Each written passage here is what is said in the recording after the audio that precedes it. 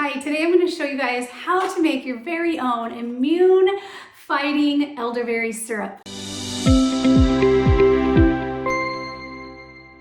It'll save you so much more money than buying the store brand varieties, and it's just so good for your health. Here's how you make it. So to the pot, you're going to add 5 cups of water,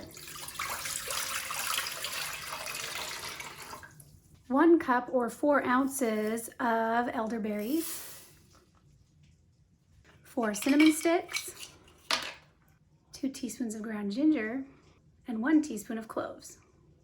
I'm going to stir this all together, and you're going to turn on the high heat and bring to a boil.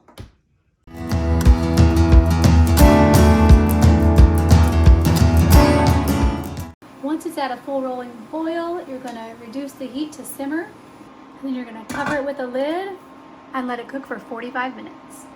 When it's all done, that's what it looks like.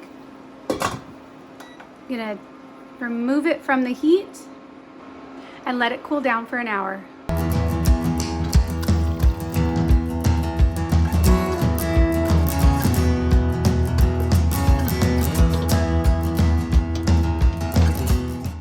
After straining the juice, just press down to make sure and just kind of mash up these elderberries to get as much of the good juice and stuff out of them.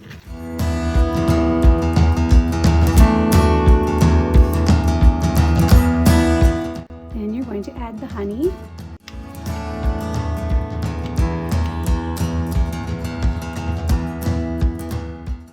And gently stir until it's well combined.